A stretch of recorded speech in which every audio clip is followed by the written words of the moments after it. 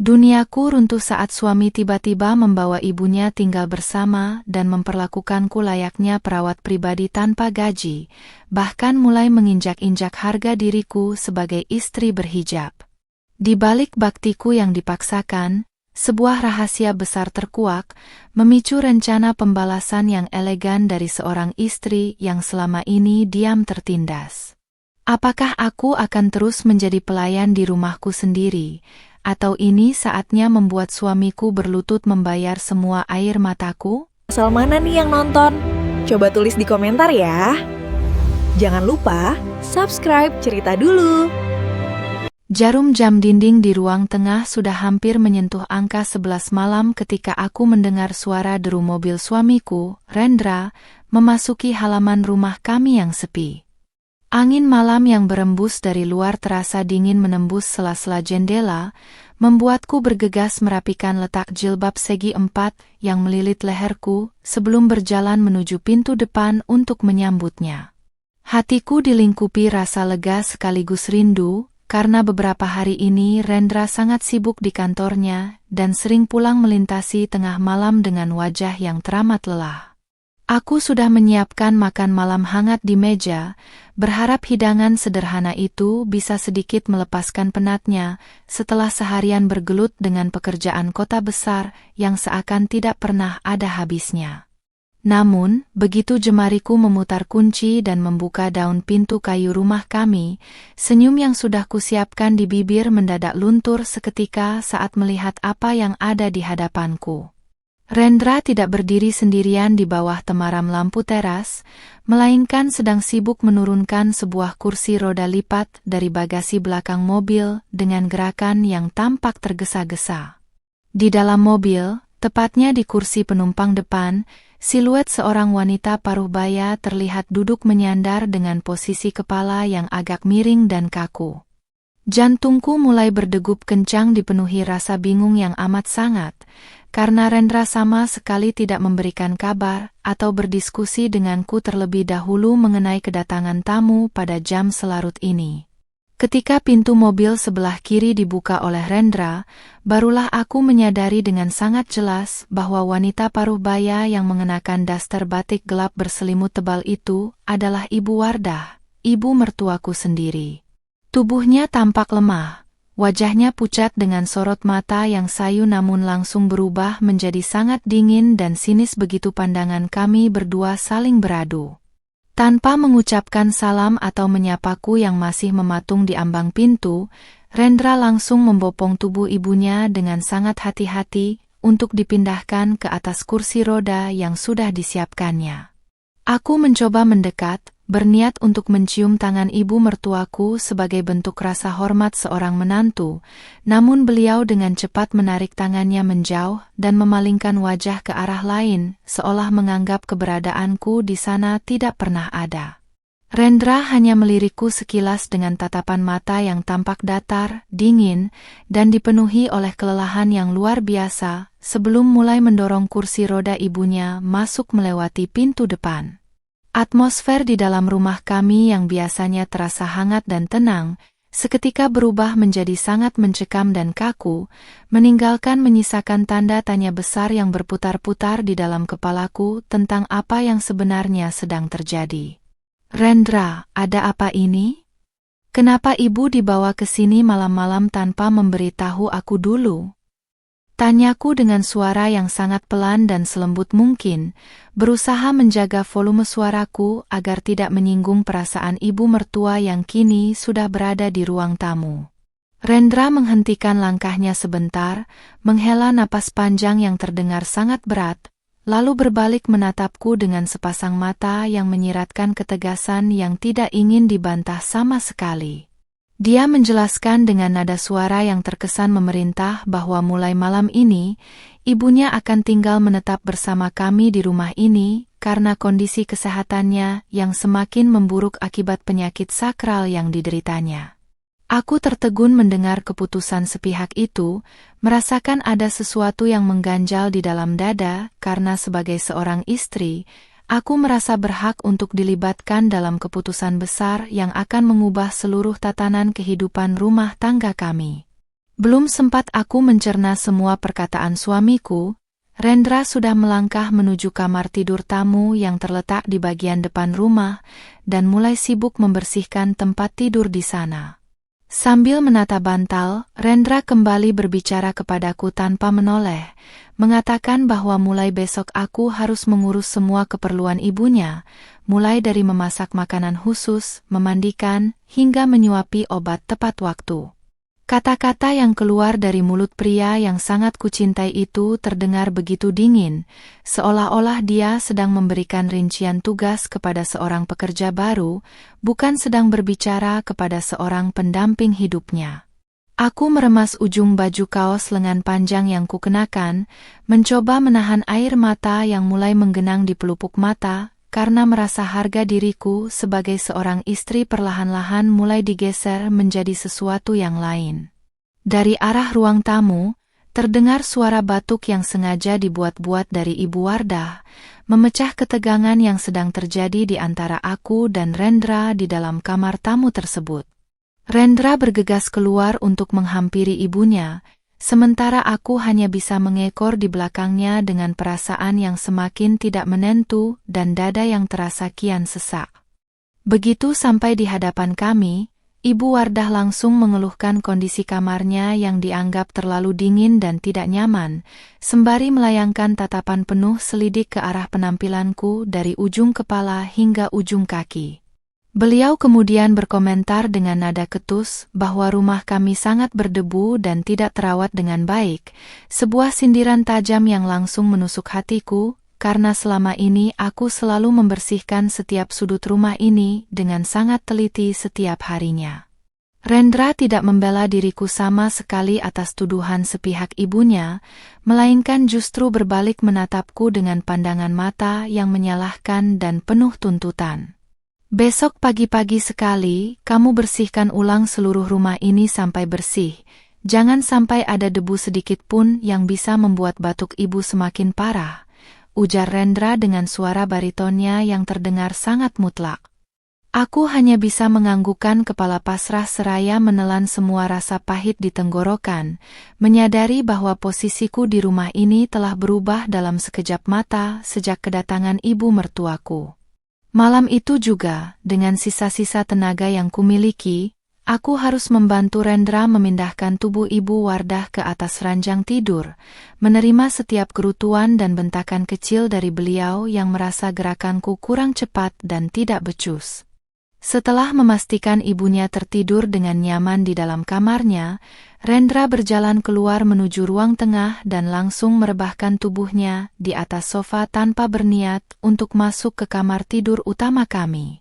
Aku mendekatinya, berniat memberikan segelas air putih hangat dan mencoba mengajaknya berbicara dari hati ke hati mengenai pembagian tugas serta bagaimana kami akan menjalani hari-hari ke depan. Namun, Rendra justru menolak gelas yang kusodorkan dengan lambaian tangan yang kasar, lalu menyuruhku untuk segera tidur karena besok aku harus bangun sebelum subuh untuk menyiapkan sarapan khusus ibunya. Sikapnya yang teramat cuek dan acuh tak acuh itu membuatku menyadari satu hal yang sangat menyakitkan, bahwa suamiku kini benar-benar menganggapku tak lebih dari seorang perawat pribadi yang bertugas melayani ibunya tanpa henti. Aku berjalan gontai memasuki kamar tidur kami yang kini terasa sangat luas, dingin, dan terasa begitu asing bagiku yang sedang dilingkupi rasa kesedihan yang mendalam. Di depan cermin rias, aku memandangi pantulan diriku sendiri yang masih mengenakan jilbab lengkap dengan pakaian rumah yang tertutup rapat, merenungi nasib pernikahan kami yang baru berjalan seumur jagung ini. Air mata yang sejak tadi kutahan dengan sekuat tenaga akhirnya luruh juga, membasahi pipiku seiring dengan rasa sesak yang semakin menghimpit rongga dada akibat perlakuan tidak adil yang kuterima malam ini. Aku bertanya-tanya di dalam hati, kesalahan besar apa yang telah kuperbuat hingga suamiku tega memperlakukanku seolah-olah aku tidak memiliki hak untuk dihargai dan dihormati sebagai seorang istri di rumahku sendiri. Malam semakin larut dan sunyi, namun mataku sama sekali tidak bisa terpejam, karena pikiran terus berputar memikirkan hari esok yang pastinya akan terasa jauh lebih berat dan melelahkan. Dari balik dinding kamar tamu, lamat-lamat aku masih bisa mendengar suara keluhan dan ketukan tongkat Ibu Wardah yang seolah sengaja dilakukan untuk menguji tingkat kesabaranku sebagai menantunya. Di bawah kegelapan kamar, aku memeluk diriku sendiri dengan erat, mencoba mengumpulkan sisa-sisa kekuatan dan ketegaran yang tersisa di dalam jiwa untuk menghadapi badai rumah tangga yang baru saja dimulai ini. Sambil memegang ujung jilbabku, aku bertekad dalam hati untuk tetap bersabar dan berbakti semampuku, meskipun aku belum tahu sampai kapan aku sanggup bertahan menjadi pelayan berkedok istri di bawah atap rumah ini. Jam dinding baru menunjukkan pukul 4 pagi ketika suara ketukan keras pada pintu kamarku memecah keheningan sepertiga malam yang dingin. Aku tersentak kaget dari tidurku yang tidak nyenyak, segera meraih jilbab bergo panjang yang tergeletak di samping bantal dan memakainya dengan tergesa-gesa. Begitu pintu kubuka, Rendra sudah berdiri di sana dengan wajah masam dan langsung menegurku karena belum menyalakan lampu dapur. Tanpa menanyakan apakah aku cukup istirahat atau tidak, dia langsung menyuruhku ke dapur untuk merebus air hangat dan membuat bubur saring khusus untuk ibunya yang katanya sudah terbangun karena lapar. Aku hanya bisa mengusap wajah yang masih mengantuk, mencoba mengulas senyum ikhlas meski hatiku terasa perih melihat sikap suamiku yang sama sekali tidak memperlihatkan kehangatan seorang pasangan.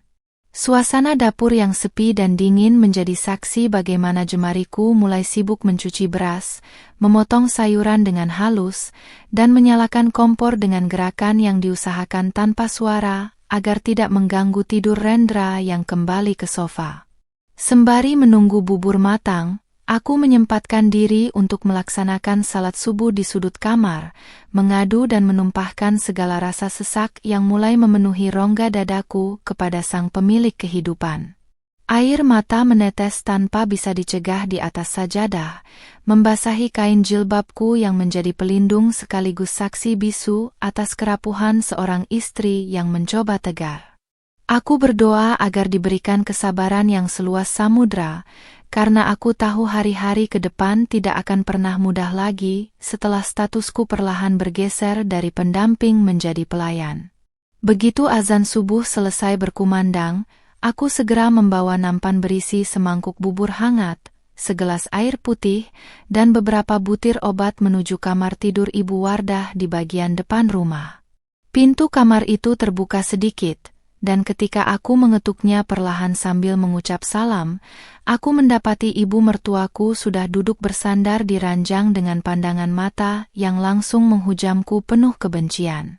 Beliau tidak menjawab salamku, melainkan langsung mendengus kesal dan mengeluhkan waktu sarapan yang dianggapnya terlalu siang untuk ukuran seorang menantu yang berbakti.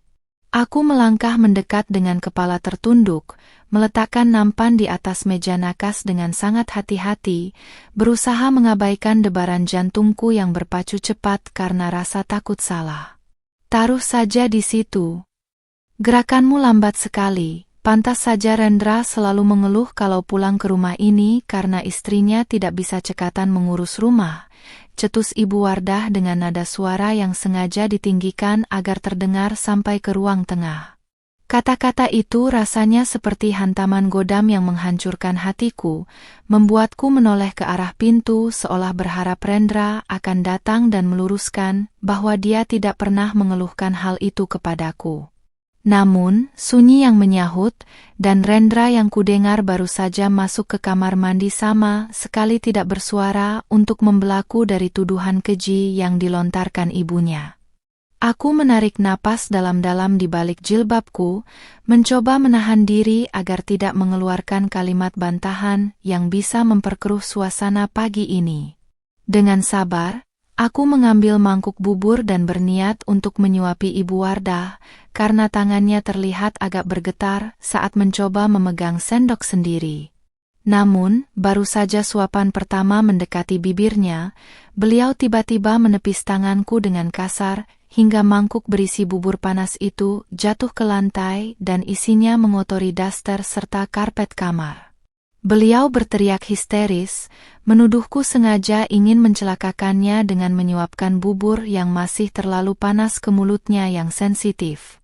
Pekikan keras itu seketika membuat Rendra yang baru selesai mandi berlari kencang memasuki kamar dengan wajah panik, langsung memeluk ibunya tanpa mencari tahu terlebih dahulu apa yang sebenarnya terjadi di antara kami. "Apa yang kamu lakukan? Bisa kerja tidak sih? Mengurus ibu orang tua saja tidak becus, bagaimana bisa kamu mengurus rumah tangga dengan benar?" Bentak Rendra ke arahku dengan mata yang melotot tajam penuh amarah. Aku mematung di tempat, menatap pecahan mangkuk dan bubur yang berserakan di lantai dengan perasaan campur aduk antara terkejut, malu, dan sakit hati yang teramat dalam. Aku mencoba menjelaskan bahwa bubur itu sudah kutiup dan suhunya sudah hangat kuku, namun Rendra langsung memotong kalimatku dengan lambaian tangan yang sangat kasar, menyuruhku diam dan tidak boleh membantah ucapan orang tua. Ibu Wardah yang berada di dalam pelukan Rendra tampak tersenyum sinis sekilas di balik bahu anaknya, sebuah kemenangan kecil yang sengaja diperlihatkan untuk meruntuhkan duniaku. Tanpa memedulikan rasa perih di hatiku, aku berlutut di lantai untuk memunguti pecahan keramik satu persatu dan mengelap tumpahan bubur menggunakan kain lap yang kuambil dari dapur. Air mataku menetes berguguran mengenai lantai yang sedang kubersihkan, berbaur dengan sisa bubur panas yang perlahan mulai mendingin seperti perlakuan suamiku padaku. Rendra sama sekali tidak membantuku berdiri, dia justru sibuk mengusap punggung ibunya, menenangkan wanita parubaya itu dengan kata-kata yang teramat lembut yang sudah lama tidak pernah kudengar lagi ditujukan untukku. Di dalam kamar yang terasa begitu sempit itu, aku merasa seperti orang asing, seolah-olah aku adalah penyusup jahat yang sedang dihukum di dalam rumahku sendiri. Setelah selesai membersihkan kekacauan di lantai, aku kembali ke dapur dengan tubuh yang gemetar menahan emosi yang bergejolak di dalam dada. Rendra menyusulku beberapa menit kemudian, berdiri di ambang pintu dapur dengan melipat tangan di dada, menatapku dengan pandangan dingin seolah aku adalah seorang terdakwa yang baru saja melakukan kejahatan besar. Dia mengatakan bahwa mulai hari ini, dia akan memotong uang belanja bulananku karena harus dialokasikan untuk membeli obat-obatan mahal ibunya dan menyewa kasur medis khusus. Aku terperangah mendengarnya, karena sisa uang belanja yang dia sebutkan bahkan tidak akan cukup untuk memenuhi kebutuhan makan kami bertiga selama 1 minggu ke depan, apalagi untuk keperluan pribadiku sebagai seorang istri. "Kamu tidak perlu mengeluh. Uang segitu cukup kalau kamu pintar mengaturnya dan tidak banyak menuntut hal-hal yang tidak penting," ucap Rendra memotong sebelum aku sempat mengeluarkan satu patah kata pun dari mulutku. Pria yang dulu berjanji di depan ayahku untuk menjaga dan memuliakanku, kini berdiri di hadapanku sebagai sosok asing yang tega memangkas hak-hak dasarku demi bakti butanya pada sang ibu. Aku hanya bisa memegang pinggiran wastafel dengan erat, mencoba menahan bobot tubuhku yang mendadak terasa begitu lemas, karena beban mental yang bertubi-tubi datang sejak semalam. Jilbab yang kukenakan terasa semakin berat, mengurung seluruh jeritan batinku yang tidak mampu tersampaikan kepada telinga suamiku yang telah tuli oleh keegoisan. Sebelum berangkat kerja menuju kantornya, Rendra tidak mencium keningku seperti biasanya, melainkan hanya melemparkan dompetnya ke atas meja makan dan memberikan instruksi terakhir dengan nada memerintah. Dia menegaskan bahwa selama dia bekerja, aku tidak boleh meninggalkan rumah sepeser pun dan harus terus berjaga di samping tempat tidur ibunya jika beliau membutuhkan sesuatu. Aku berdiri di depan pintu pagar yang tertutup rapat setelah mobilnya menjauh, memandangi jalanan kompleks yang mulai ramai oleh aktivitas pagi hari dengan perasaan hampa yang teramat sangat. Di dalam rumah yang sunyi itu, aku tahu ada seorang wanita tua yang sedang menunggu untuk menyiksaku kembali dengan berbagai perintah barunya, dan aku harus bersiap menghadapi babak baru penindasan ini. Kepergian Rendra ke kantor menandai dimulainya jam-jam penuh siksaan mental yang harus kuhadapi sendirian di dalam rumah. Baru saja deru mobilnya menghilang di ujung jalan, suara ketukan tongkat Ibu Wardah pada lantai kamarnya sudah bertalu-talu memanggilku dengan nada yang sangat tidak sabaran. Aku bergegas meninggalkan cucian piring yang baru setengah selesai, mengelap tangan pada kain serbet, lalu melangkah cepat menuju kamar depan demi menghindari amarahnya yang bisa meledak kapan saja. Begitu aku membuka pintu, bau minyak angin langsung menyengat indera penciumanku, berpadu dengan hawa kamar yang sengaja dibuat pengap karena beliau menolak jendela dibuka. Ibu Wardah menatapku dengan mata melotot, menunjuk ke arah lantai di dekat tempat tidurnya yang menurutnya masih menyisakan noda samar akibat insiden bubur tadi subuh. Tanpa banyak bicara, aku langsung mengambil kain lap setengah basah dan berlutut di bawah kakinya untuk membersihkan bagian lantai yang ditunjuk dengan saksama. Sementara jemariku menggosok lantai dengan kuat, Ibu Wardah yang duduk di atas ranjang mulai mengoceh, membanding-bandingkan diriku dengan anak perempuan salah satu kenalannya yang dianggap jauh lebih cekatan dan berbakti. Beliau sengaja menekankan betapa kecewanya beliau saat Rendra memilihku sebagai istri, seorang wanita yang menurutnya hanya bisa menghabiskan uang anaknya tanpa tahu cara mengurus keluarga dengan benar. Aku meremas kain lap di tanganku dengan erat, menahan gejolak emosi di dalam dada yang rasanya sudah hampir mencapai batas, namun jilbab bergo yang kukenakan seolah menjadi pengingat bagi diriku untuk tetap menjaga lisan dan kesabaran. Selesai membersihkan lantai, aku berdiri dan berniat kembali ke dapur untuk melanjutkan pekerjaan rumah tangga yang sempat tertunda sebelum tengah hari tiba. Namun, belum sempat kakiku melangkah keluar dari ambang pintu kamar, suara serak Ibu Wardah kembali menghentikan pergerakanku dengan sebuah kalimat yang membuat seluruh tubuhku mendadak kaku seketika. Beliau menyuruhku untuk melepaskan jilbab yang sedang kukenakan selama aku berada di dalam rumah dan merawat dirinya dengan alasan yang sangat tidak masuk akal. Beliau berdalih bahwa melihatku terus-menerus memakai kain penutup kepala yang panjang dan lebar di dalam rumah membuatnya merasa gerah, risih, dan menganggap penampilanku terlihat sangat kaku, seperti seorang perawat rumah sakit yang asing. Ibu, maaf sebelumnya, tapi ini sudah menjadi kewajiban saya sebagai seorang muslimah untuk tetap menutup aurat, bahkan di dalam rumah jika saya merasa lebih nyaman begini. Jawabku dengan nada suara yang sangat pelan, berusaha memberikan penjelasan selembut mungkin agar tidak memicu pertengkaran baru.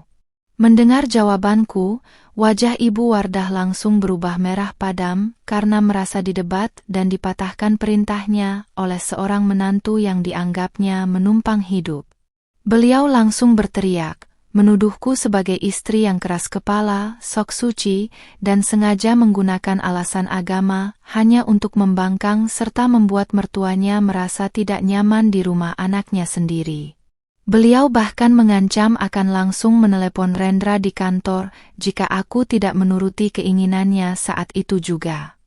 Aku mematung di tengah ruangan dengan perasaan yang benar-benar hancur, merasakan dilema yang teramat sangat antara mempertahankan prinsip keyakinanku atau menghindari keributan besar dengan suamiku. Belum sempat aku mengambil keputusan, Ibu Wardah sudah meraih ponselnya di atas meja nakas dan benar-benar menghubungi nomor Rendra, mengadu dengan suara yang sengaja dibuat terisak-isak seolah-olah aku baru saja melakukan penganiayaan berat kepadanya. Di dalam sambungan telepon itu, dengan lihai beliau memutarbalikkan fakta, mengatakan bahwa menantunya ini menolak merawatnya dengan baik dan sengaja membuat ruangan terasa panas dengan pakaiannya yang terlalu tertutup. Mendengarkan sandiwara yang begitu rapi di hadapan mataku sendiri, membuat seluruh persendianku terasa lemas dan kepalaku mendadak pening luar biasa.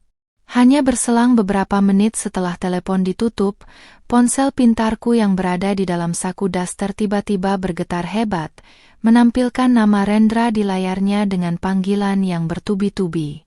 Dengan tangan yang gemetar, Aku menggeser tombol hijau dan langsung disambut oleh bentakan keras bernada amarah dari suamiku, tanpa memberiku kesempatan sedikit pun untuk mengucapkan salam terlebih dahulu.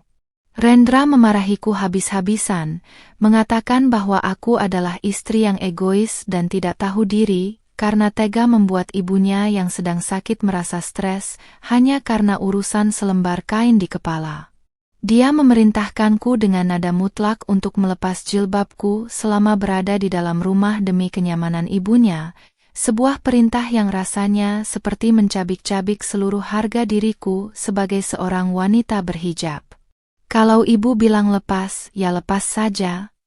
Kamu tidak usah sok alim di depan ibuku kalau kenyataannya kamu membuat orang tua tertekan di rumahku sendiri. Ujar Rendra dengan suara yang meninggi lewat pelantang telepon sebelum akhirnya mematikan sambungan secara sepihak. Air mataku runtuh seketika membasahi pipi, mengalir deras tanpa bisa kubendung lagi mendengarkan bagaimana ringannya suamiku menggadaikan prinsip keyakinan istrinya demi menuruti kemauan ibunya yang tidak logis. Aku menatap Ibu Wardah yang kini sedang bersedekah mengulum senyum kemenangan di atas ranjangnya, menatapku dengan pandangan mengejek seolah ingin menunjukkan bahwa posisiku di hati Rendra tidak ada apa-apanya dibanding dirinya. Dadaku terasa luar biasa sesak, rasanya seperti tercekik oleh ketidakadilan yang terus-menerus bergulir tanpa henti sejak semalam. Dengan tangan yang gemetar hebat dan hati yang menangis menjerit, aku perlahan mengangkat kedua tanganku menuju kepala, melepaskan peniti yang mengunci jilbab bergo panjangku di bawah dagu. Helai demi helai kain yang selama ini kujaga dengan penuh kehormatan itu terlepas, menyingkapkan rambut panjangku yang terikat rapi ke belakang di hadapan tatapan sinis wanita paruh baya itu. Rasa malu dan terhina yang amat sangat berkecamuk di dalam dadaku, membuatku merasa seolah-olah aku baru saja ditelanjangi di rumahku sendiri oleh orang-orang yang seharusnya melindungiku. Ibu Wardah mendengus puas melihatku yang kini berdiri tanpa penutup kepala, lalu kembali menyuruhku melanjutkan pekerjaan dapur dengan nada meremehkan yang teramat kental. Aku berjalan kembali ke arah dapur dengan langkah yang terasa begitu berat, membiarkan rambutku tergerai tanpa penutup yang biasanya memberiku rasa aman dan damai dari pandangan luar.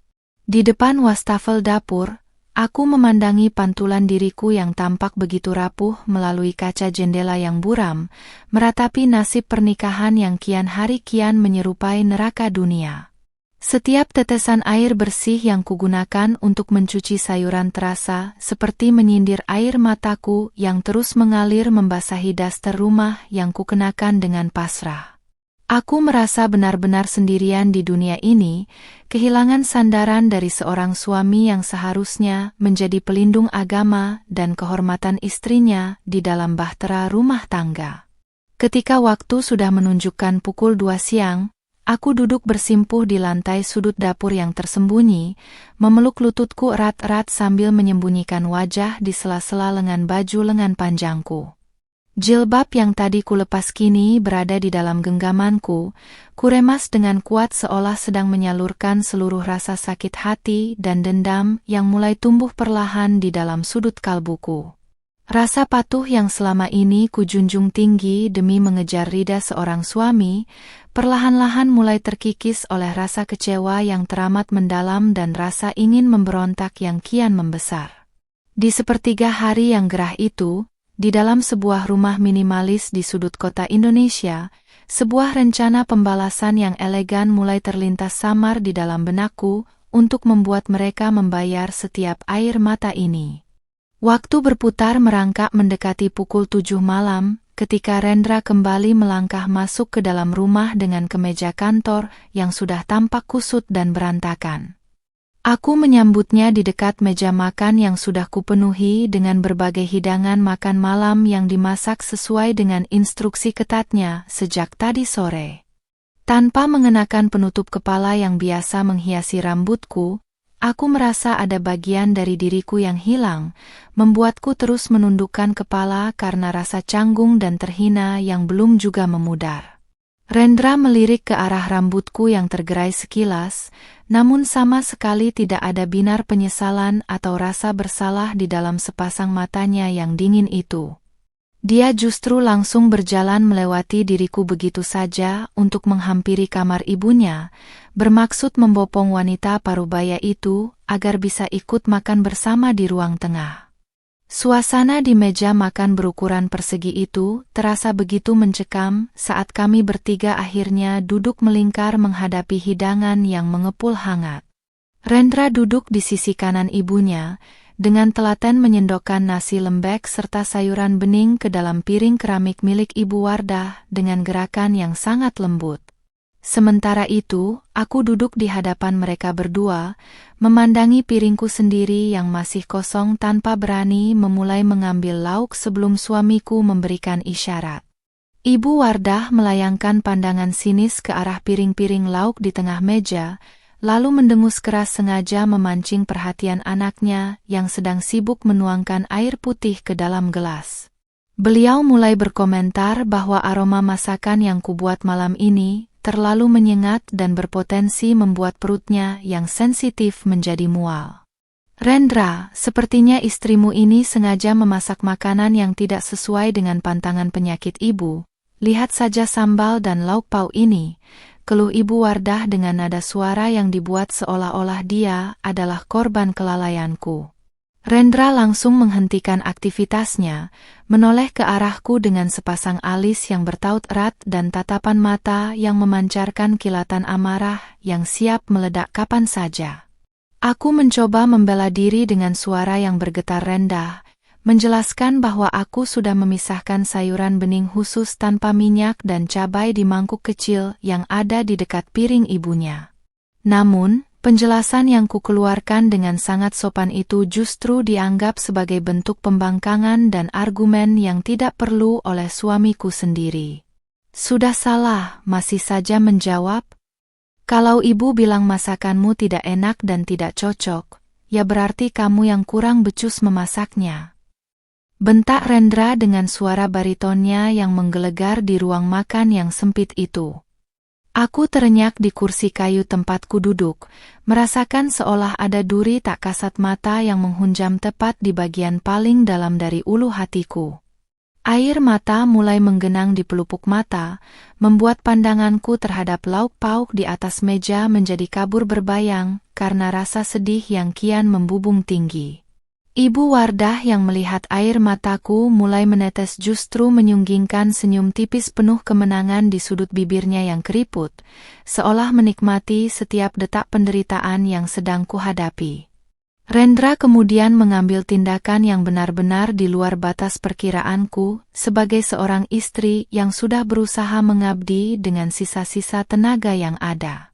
Dia meraih mangkuk lauk ayam goreng mentega yang melekat di dekat piringku, lalu memindahkannya menjauh ke sisi meja yang paling ujung dekat tempat duduk ibunya. Dengan nada dingin yang tidak menyisakan ruang untuk bernegosiasi, Rendra mengatakan bahwa mulai malam ini aku tidak diperbolehkan memakan lauk pauk yang sama dengan yang mereka makan. Dia beralasan bahwa semua makanan bergizi di rumah ini harus dihemat dan diprioritaskan hanya untuk ibunya yang sedang sakit dan membutuhkan asupan energi lebih banyak untuk pemulihan. Kamu cukup makan nasi putih dengan kuah sayur sisa ini saja, tidak usah ikut-ikutan menghabiskan lauk ayam yang mahal ini, cetus Rendra tanpa memikirkan bagaimana hancurnya perasaan wanita yang telah sah menjadi istrinya ini. Kata-kata yang keluar dari belahan bibir pria itu terasa begitu kejam, memperlakukan diriku tak ubahnya seorang pelayan rendahan yang hanya boleh menikmati sisa-sisa makanan majikannya di dapur belakang. Aku meremas jemariku sendiri di bawah kolong meja, menahan bobot tubuhku agar tidak runtuh dari atas kursi karena rasa terhina yang teramat sangat kental malam ini. Tanpa penutup kepala yang melindungiku, aku merasa benar-benar telanjang menghadapi badai diskriminasi yang dilancarkan oleh suamiku sendiri demi menyenangkan hati ibunya. Dengan tangan yang gemetar hebat, Aku menyendokkan sedikit nasi putih ke atas piringku lalu menyiramnya dengan sisa kuah sayur bening yang sudah mendingin tanpa menyentuh lauk lainnya sedikit pun. Setiap suapan nasi yang masuk ke dalam mulutku terasa begitu hambar dan serasa menyumbat tenggorokan, berbaur dengan air mata yang diam-diam mengalir membasahi pipi tanpa suara.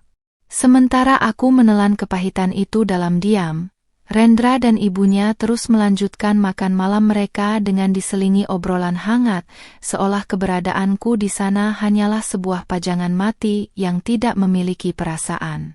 Ketidakadilan yang kurasakan di meja makan ini menjadi sebuah tamparan keras yang menyadarkanku bahwa cinta suamiku telah mati, terkubur oleh kepatuhan buta yang tidak masuk akal sehat. Selesai makan, Ibu Wardah dengan sengaja menjatuhkan selembar tisu bekas pakainya ke atas lantai tepat di dekat ujung kakiku yang bersimpuh pasrah. Beliau melirikku dengan tatapan meremehkan, lalu menyuruhku untuk segera membereskan meja makan dan mencuci seluruh piring kotor yang menumpuk di wastafel dapur sebelum jam 8 malam. Rendra yang berdiri di samping ibunya untuk membantu wanita tua itu kembali ke kursi roda, sama sekali tidak menegur tindakan tidak sopan ibunya kepada istrinya sendiri.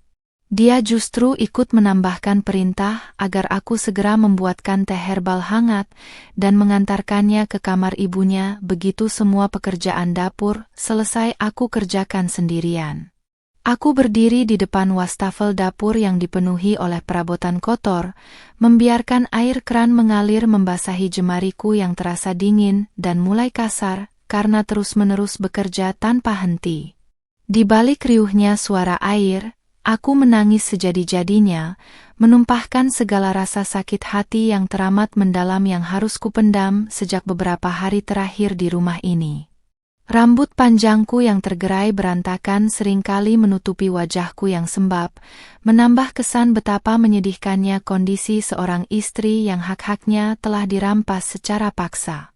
Namun, di tengah pekatnya rasa putus asa yang sempat menggelayuti pikiran, sebersit kilatan amarah yang dingin mulai menggantikan rasa sedih yang selama ini mendominasi hatiku. Sambil menggosok piring keramik dengan sekuat tenaga, aku berjanji pada diriku sendiri bahwa ini adalah hari-hari terakhir aku akan menangis karena perlakuan tidak adil mereka. Air mata yang membasahi daster rumahku malam ini akan menjadi saksi bahwa kesabaranku yang telah diinjak-injak akan berubah menjadi sebuah kekuatan baru yang tidak akan pernah mereka duga sebelumnya. Aku tidak akan lagi menjadi istri yang penurut dan pasrah menerima siksaan mental yang tidak manusiawian ini dari seorang pria yang tidak tahu cara memuliakan pasangannya. Di bawah temaram lampu dapur yang mulai berkedip-kedip, aku mulai menyusun strategi pertama untuk mengumpulkan semua bukti penindasan mereka, bersiap untuk membalikkan keadaan dalam waktu dekat. Hari berganti hari, dan perlakuan tidak adil yang kuterima di dalam rumah ini semakin menjadi-jadi tanpa menunjukkan tanda-tanda akan mereda. Pagi itu, setelah Rendra berangkat kerja dan Ibu Wardah sedang tertidur pulas akibat pengaruh obat bius pasca terapi, aku menggunakan kesempatan langka ini untuk membersihkan ruang kerja pribadi suamiku yang biasanya terkunci rapat. Rambut panjangku sengaja kuikat tinggi-tinggi agar tidak mengganggu pergerakanku saat mengelap debu di sela-sela rak buku kayu yang menjulang tinggi hingga ke langit-langit plafon. Di tengah aktivitas menyapu bagian kolong meja kerja Rendra, ujung sapuku membentur sebuah kotak berkas plastik berwarna hitam yang tersembunyi jauh di sudut paling belakang yang berdebu tebal. Didorong oleh rasa penasaran yang mendalam serta insting seorang istri yang merasa ada sesuatu yang tidak beres, aku berlutut di lantai dan menarik kotak misterius itu keluar ke tempat yang lebih terang. Kotak plastik itu ternyata tidak dikunci, hanya direkatkan dengan selotip hitam yang sudah mulai mengelupas di beberapa bagian sudutnya, seolah sengaja disimpan tergesa-gesa. Dengan jantung yang berdegup kencang memacu adrenalin, aku membuka penutup kotak tersebut dan mendapati tumpukan lembaran dokumen resmi, rekening koran bank, serta beberapa surat perjanjian bermeterai Rp10.000. Mataku menyipit tajam saat membaca baris demi baris tulisan di atas kertas putih tersebut, mencoba mencerna rangkaian kalimat hukum yang tertera di sana dengan saksama. Betapa terkejutnya aku ketika menyadari bahwa dokumen-dokumen itu adalah surat kuasa pengalihan aset dan sertifikat tanah rumah yang saat ini sedang kami tinggali bersama. Yang membuat darahku mendadak berdesir dingin adalah nama yang tercantum sebagai pemilik sah lama dari seluruh aset berharga ini, yang ternyata bukanlah milik Rendra maupun keluarganya. Rumah minimalis modern yang kami tempati ini, yang selama ini diklaim oleh Rendra sebagai hasil jerih payahnya bekerja lembur bagai kuda di kantoran, ternyata adalah rumah warisan dari almarhum ayah kandungku sendiri. Dokumen di tanganku dengan sangat jelas memperlihatkan bahwa Rendra telah melakukan manipulasi tanda tangan dan pemalsuan dokumen berharga beberapa bulan sebelum pernikahan kami berlangsung demi menguasai aset milik keluargaku. Surat kuasa sepihak itu menyatakan bahwa hak milik atas tanah dan bangunan telah beralih sepenuhnya ke atas nama Rendra tanpa pernah ada sepeser pun uang kompensasi yang mengalir ke rekening ibuku. Air mataku mendadak mengering, digantikan oleh rasa benci yang teramat pekat dan dingin yang menjalar ke seluruh pembuluh darahku saat menyadari tingkat kefasikan pria yang selama ini kuhormati sebagai imamku. Aku terus membalik lembaran kertas berikutnya dengan tangan yang gemetar hebat menahan amarah yang bergejolak hebat di dalam dada. Di bagian paling bawah tumpukan dokumen, aku menemukan beberapa lembar surat perjanjian utang piutang pribadi yang ditandatangani oleh Ibu Wardah dengan nilai nominal yang sangat fantastis, mencapai ratusan juta rupiah kepada pihak ketiga. Dari tanggal yang tertera, utang-utang itu sengaja ditumpuk oleh ibu mertuaku untuk membiayai gaya hidup mewahnya di kampung halaman sebelum akhirnya beliau jatuh sakit sakral seperti sekarang ini. Lembaran rekening koran milik Rendra juga menunjukkan adanya aliran dana keluar dalam jumlah besar secara berkala setiap bulannya untuk mencicil bunga utang ibunya, yang menjelaskan mengapa suamiku mendadak memangkas uang belanja rumah tangga kami secara drastis dengan alasan medis yang dibuat-buat. Fakta mengejutkan ini seketika menyatukan semua potongan teka-teki yang selama ini membuatku bingung mengenai alasan sebenarnya di balik kebencian mendalam Ibu Wardah kepadaku.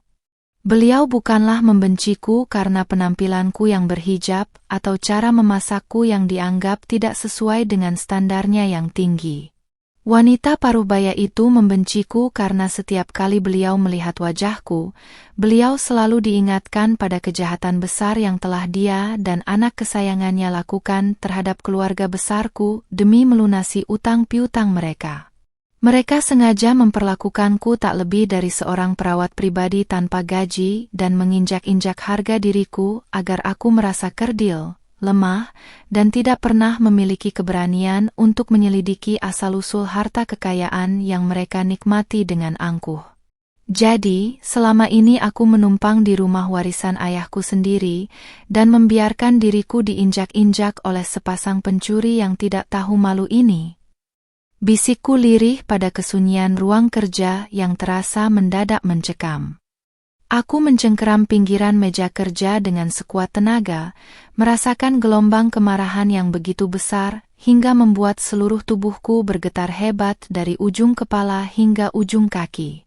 Rasa sedih, pasrah, dan ingin menangis yang biasanya mendominasi hatiku setiap kali menerima bentakan Rendra, kini telah menguap sepenuhnya tanpa menyisakan bekas sedikit pun di dalam jiwa. Fokus pandanganku kini berubah menjadi sangat tajam dan dingin, menatap pantulan diriku di kaca jendela ruang kerja dengan keyakinan baru bahwa penderitaanku harus segera diakhiri dengan cara yang paling mematikan bagi mereka. Menggunakan ponsel pintarku, aku mulai mengambil foto setiap lembar dokumen penting tersebut dengan sangat hati-hati, memastikan seluruh tulisan, tanda tangan palsu, dan cap meterai terlihat dengan resolusi tinggi yang sangat jelas. Aku juga memindai nomor rekening koran dan surat perjanjian utang Ibu Wardah sebagai bukti tambahan yang kuat yang tidak akan bisa mereka bantah di hadapan hukum nantinya.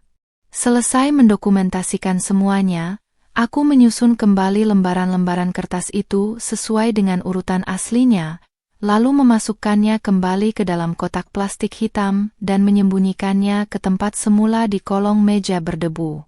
Tindakanku kulakukan dengan sangat tenang dan terstruktur, tanpa meninggalkan jejak sedikit pun yang bisa memicu kecurigaan Rendra saat dia pulang ke rumah nanti malam.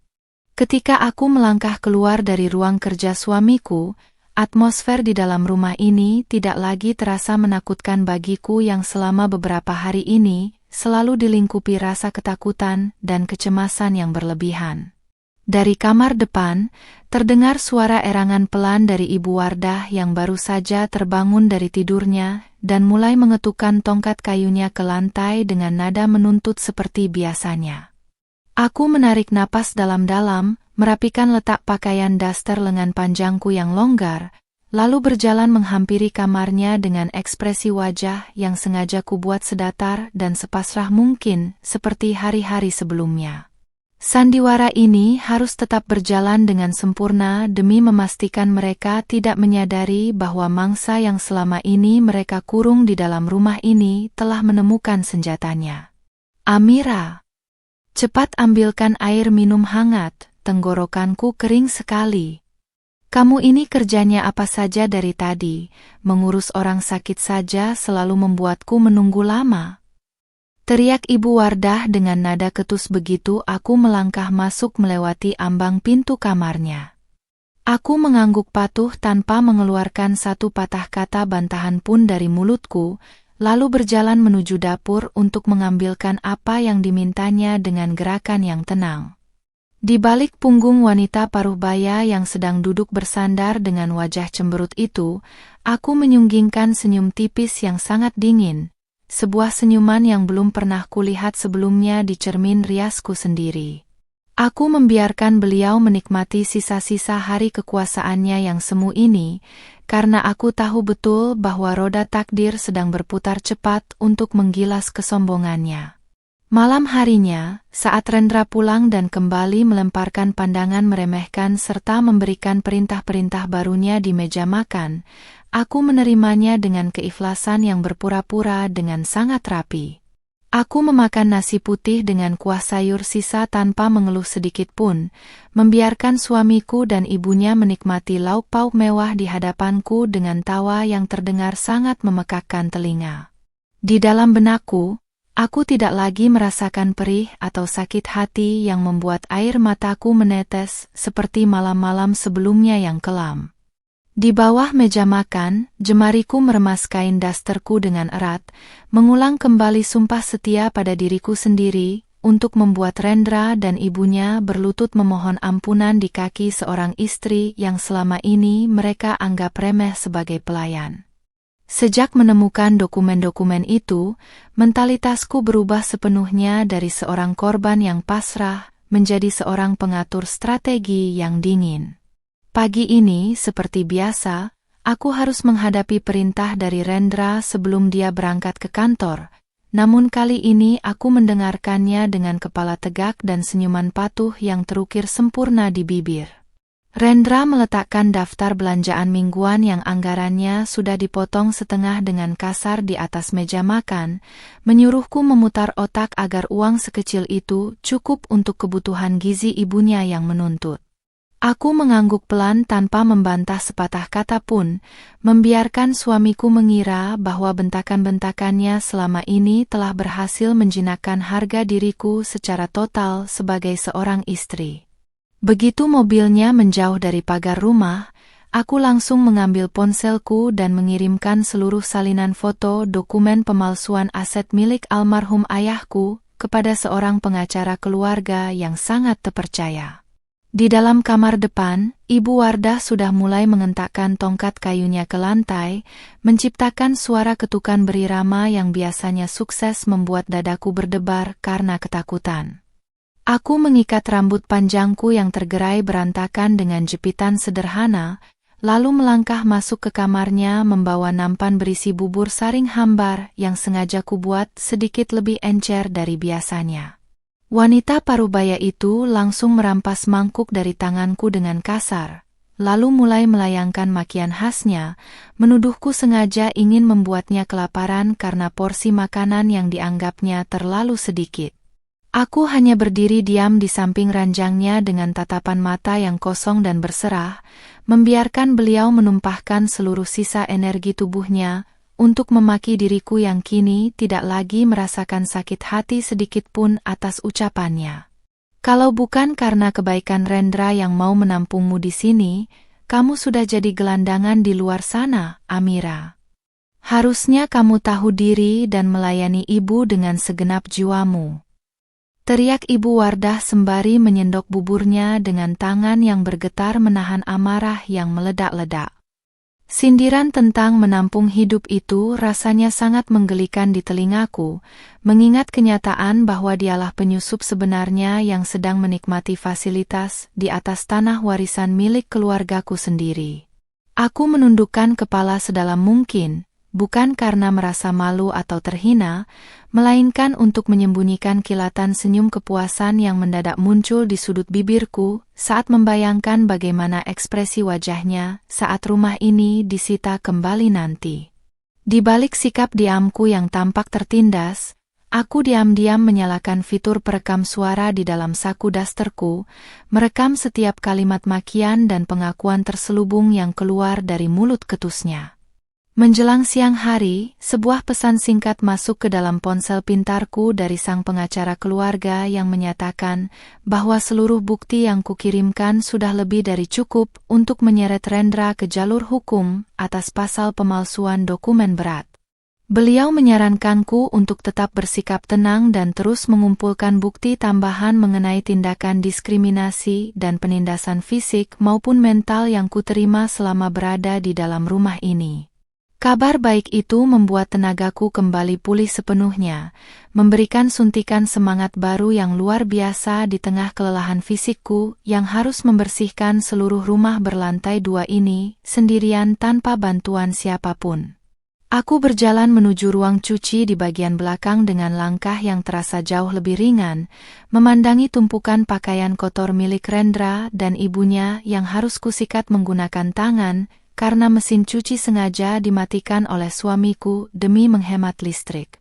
Sambil menggosok pakaian di atas papan gilasan kayu, aku membiarkan pikiran rajin menyusun rangkaian skenario pembalasan yang akan segera kuluncurkan dalam waktu dekat agar terasa sangat elegan namun mematikan karir Rendra. Aku tahu betul bahwa suamiku adalah seorang pria yang sangat menjaga citra diri dan reputasinya sebagai seorang profesional muda yang sukses dan berbakti di hadapan rekan-rekan kerjanya di kantor pusat. Jika semua borok kelakuannya di dalam rumah ini terbongkar ke permukaan, terutama tindakan pemalsuan aset dan penindasan terhadap istri sahnya sendiri, maka seluruh dunianya yang megah itu akan runtuh dalam sekejap mata tanpa sisa. Rasa lelah yang mendera jemariku yang mulai memerah dan melepuh akibat busa sabun cuci yang keras, seketika sirna digantikan oleh kepuasan batin yang teramat sangat kental membayangkan kehancuran pria egois itu. Tepat pukul 2 siang, Ibu Wardah memanggilku kembali dengan suara yang melengking tinggi, meminta agar tubuhnya yang kaku segera dipindahkan ke atas kursi roda, karena beliau merasa bosan terus-menerus berbaring di dalam kamar.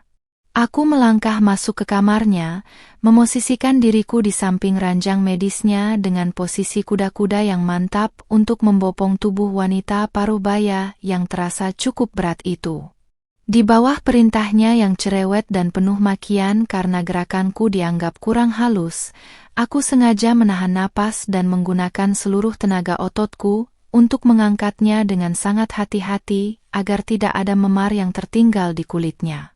Aku harus memastikan bahwa tidak ada satupun celah bagi mereka untuk menuduhku melakukan kekerasan fisik, karena aku ingin pembalasanku murni berjalan di atas koridor hukum yang bersih dan tak terbantahkan. Setelah berhasil mendudukkan beliau di kursi roda, aku mendorongnya perlahan menuju area teras samping rumah yang menghadap langsung ke arah taman minimalis yang kini sudah mulai ditumbuhi rumput liar karena tidak sempat kurawat lagi. Ibu Wardah mendengus jijik melihat kondisi taman yang berantakan, lalu berbalik menatapku dengan pandangan meremehkan, menyuruhku mengambilkan jus buah segar yang dingin tanpa kandungan gula sama sekali. Ketika aku berada di dapur untuk memblender buah, dari balik jendela aku bisa melihat wanita tua itu sedang sibuk menelepon seseorang dengan senyum sumringah yang tampak sangat kontras dengan wajah sakitnya.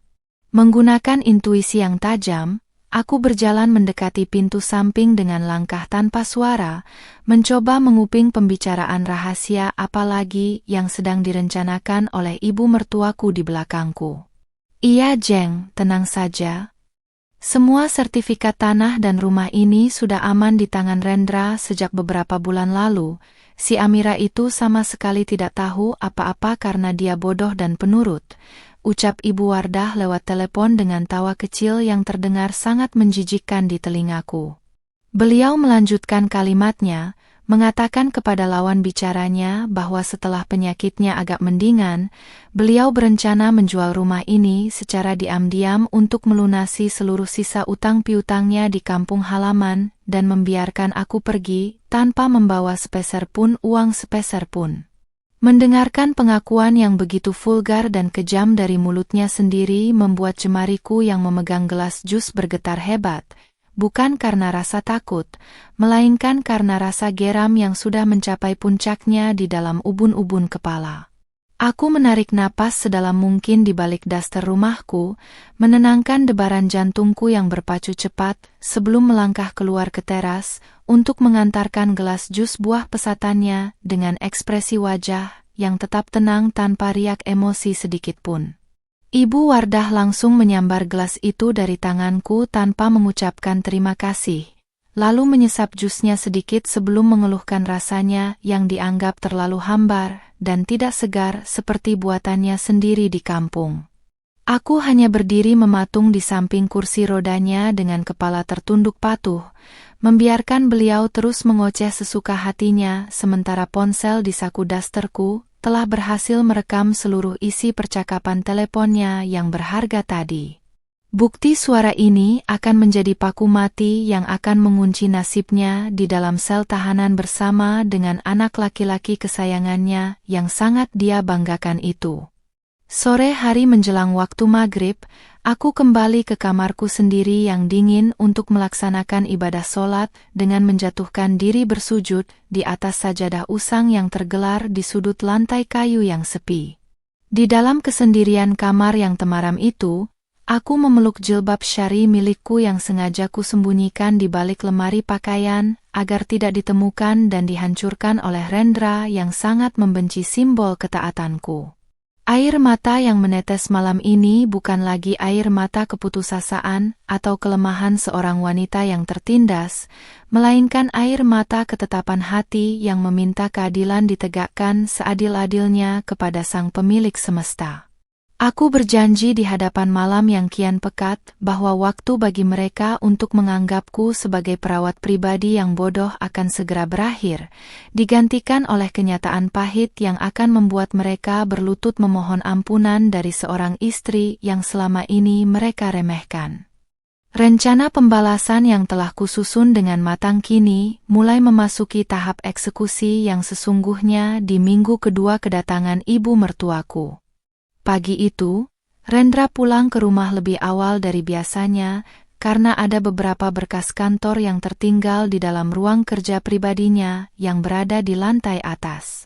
Aku menyambut kedatangannya dengan sikap yang jauh lebih manis dan penurut daripada hari-hari sebelumnya, bahkan dengan sengaja membantunya membawakan tas kerja kulitnya hingga ke depan pintu kamar kerja.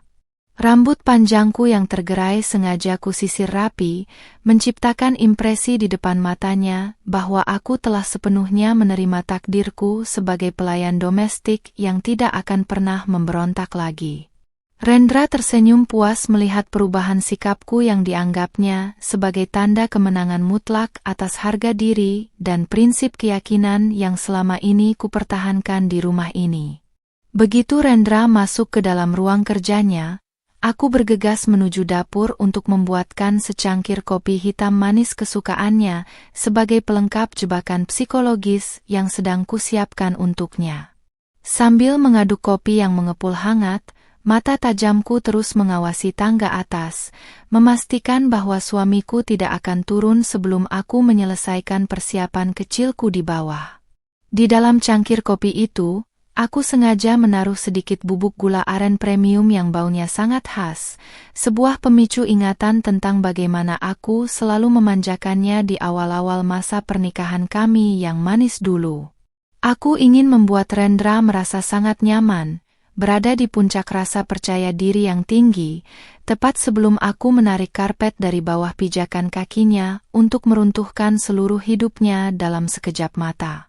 Aku berjalan perlahan menaiki anak tangga kayu sambil membawa nampan berisi cangkir kopi tersebut, mengetuk pintu ruang kerjanya dengan gerakan yang teramat halus dan sopan.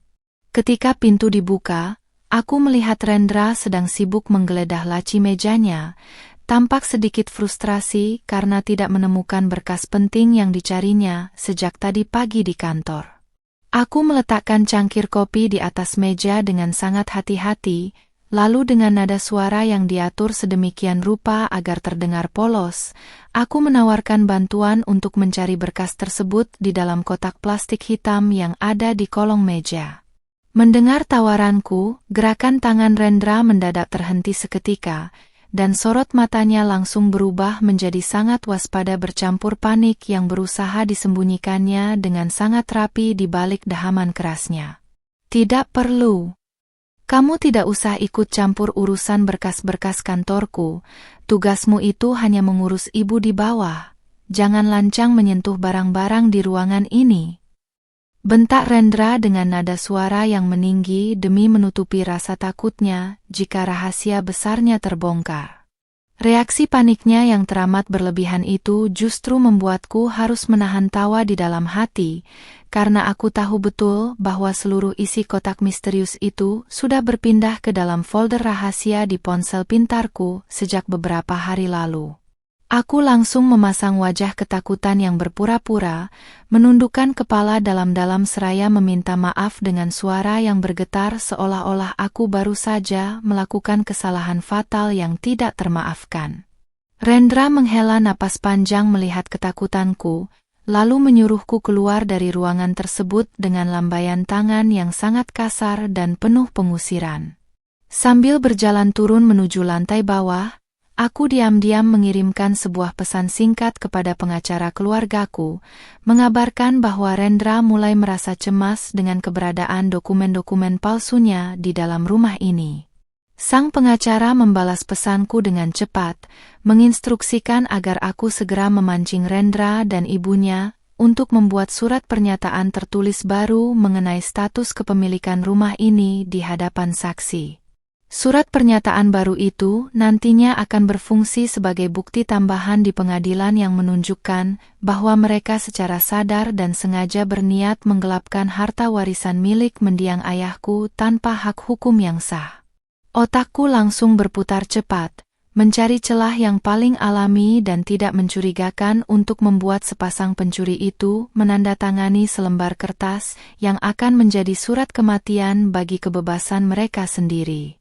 Langkah kakiku membawaku masuk ke dalam kamar depan tempat Ibu Wardah sedang duduk bersandar di atas ranjang medisnya sembari menonton siaran televisi swasta dengan wajah cemberut seperti biasa. Aku mendekati tempat tidurnya dengan membawa sebundel kertas kosong dan sebuah pulpen hitam, lalu duduk bersimpuh di atas lantai ubin yang dingin tepat di bawah ujung kakinya yang kaku. Dengan ekspresi wajah yang sengaja dibuat sedih dan penuh kepasrahan, aku mulai membuka percakapan dengan mengatakan bahwa aku merasa sangat bersalah karena belum bisa merawatnya dengan sempurna selama beberapa minggu terakhir ini. Ibu Wardah melirikku dengan tatapan meremehkan dari sudut matanya, mendengus keras sebelum mencemooh sikapku yang dianggapnya baru tersadar dari kebodohan dan kesombongan seorang menantu muda. "Baguslah kalau kamu sadar diri, Amira. Memang sudah kewajibanmu untuk mengabdi pada ibu dan Rendra, karena rumah yang kamu tempati ini adalah hasil keringat anak laki-lakiku yang hebat," cetus Ibu Wardah dengan nada suara yang teramat angkuh dan penuh kebohongan yang nyata. Aku menahan napas dalam-dalam, menekan rasa geram yang merayap di dinding dadaku, lalu mulai meluncurkan umpan pertama dengan mengiyakan ucapannya, seraya menyodorkan kertas kosong yang kubawa ke atas pangkuannya. Aku mengatakan kepadanya bahwa demi menenangkan pikiran Rendra yang sering stres di kantor, alangkah baiknya jika ibu membuat surat wasiat tertulis yang menyatakan bahwa rumah ini sepenuhnya milik Rendra, agar tidak ada anggota keluarga lain yang berani menggugatnya di kemudian hari. Mendengar usulanku yang terdengar sangat menguntungkan posisinya, mata tua Ibu Wardah langsung berbinar cerah penuh dengan keserakahan yang tidak bisa disembunyikannya lagi dari garis wajahnya yang keriput. Tanpa berpikir panjang atau menaruh curiga sedikit pun pada niat terselubungku, beliau langsung menyambar pulpen dari tanganku dan mulai menuliskan kalimat demi kalimat yang intinya mengklaim rumah warisan ayahku sebagai milik mutlak anaknya. Beliau menuliskan dengan sangat detail, bahkan menambahkan tanda tangan di atas meterai Rp10.000 yang sengaja sudah kupersiapkan sebelumnya di sela-sela lembaran kertas kosong tersebut dengan sangat rapi. Di dalam surat pernyataan palsu buatan mereka sendiri itu, Ibu Wardah secara tidak langsung telah mengakui bahwa mereka memegang kendali penuh atas pengalihan aset rumah ini secara sepihak dari tanganku. Tepat saat Ibu Wardah menyelesaikan guratan tanda tangannya, pintu kamar terbuka lebar dan Rendra melangkah masuk dengan wajah yang masih menyisakan sisa ketegangan dari ruang kerjanya di lantai atas tadi. Melihat ibunya sedang memegang pulpen dan kertas di atas kasur, Rendra langsung berjalan mendekat dengan dahi berkerut, menanyakan apa yang sedang dilakukan oleh ibunya bersama denganku di dalam kamar yang temaram ini. Dengan lihai dan penuh semangat, Ibu Wardah langsung memamerkan surat pernyataan tersebut kepada Rendra, mengatakan bahwa menantunya yang bodoh ini sendiri yang mengusulkan agar kepemilikan rumah ini dipertegas secara tertulis demi keamanan masa depan mereka bersama. Rendra membaca lembaran kertas itu dengan saksama, dan perlahan-lahan senyuman sinis mulai terkembang di bibirnya yang tebal, merasa bahwa posisinya kini sudah benar-benar aman dan berada di atas angin. Rendra kemudian ikut membubuhkan tanda tangannya di samping nama ibunya, menatapku dengan pandangan mata yang penuh dengan kepuasan dan kemenangan seorang predator yang merasa berhasil mengelabui mangsanya yang lemah. Aku menerima kembali lembaran kertas berharga itu dari tangan suamiku dengan anggukan kepala yang teramat hikmat dan sepasang mata yang sengaja berkaca-kaca seolah-olah aku baru saja melakukan sebuah pengorbanan besar demi cinta. Begitu aku melangkah keluar dari kamar mereka dan menutup pintunya rapat-rapat, aku mendekap kertas tersebut di dadaku dengan tawa tanpa suara yang meledak di dalam keheningan lorong rumah yang sepi. Jebakan pertamaku telah berhasil diselesaikan dengan sangat sempurna oleh keserakahan mereka sendiri, dan kini saatnya aku bersiap untuk melangkah ke tahap berikutnya yang akan jauh lebih mengejutkan dan mematikan bagi masa depan mereka berdua. Hari yang kunantikan akhirnya tiba bertepatan dengan momen ulang tahun pernikahan kami yang ketiga. Sejak subuh, aku sudah menyibukkan diri di dapur, memasak berbagai hidangan mewah yang jauh lebih lengkap dari biasanya, seolah-olah aku sedang merayakan hari bahagia ini dengan penuh sukacita. Rendra yang melihat kesibukanku sejak pagi hanya melempar senyum tipis penuh kepuasan, mengira bahwa diriku telah sepenuhnya takluk dan melupakan semua perlakuan kasarnya selama ini. Rambut panjangku sengaja kusanggul rapi di belakang kepala, memperlihatkan leherku yang jenjang tanpa penutup kain, sebuah pemandangan yang selalu berhasil membuat Ibu Wardah tersenyum senang karena merasa perintahnya dihormati.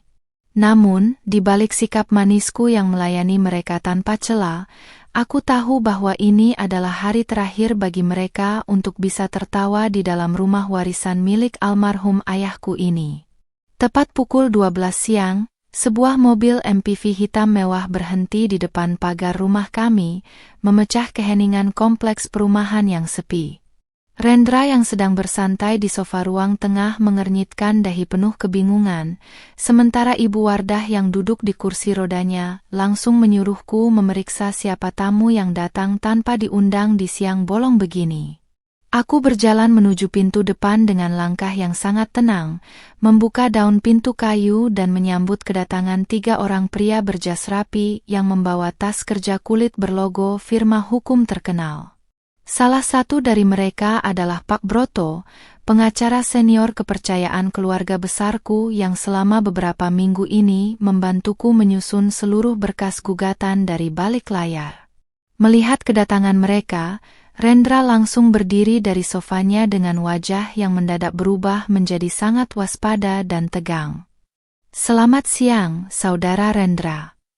Kami datang ke sini sebagai perwakilan hukum dari Ibu Amira untuk menyerahkan beberapa dokumen penting terkait status kepemilikan aset tanah dan bangunan ini," ujar Pak Broto dengan suara baritonnya yang tegas dan penuh penekanan.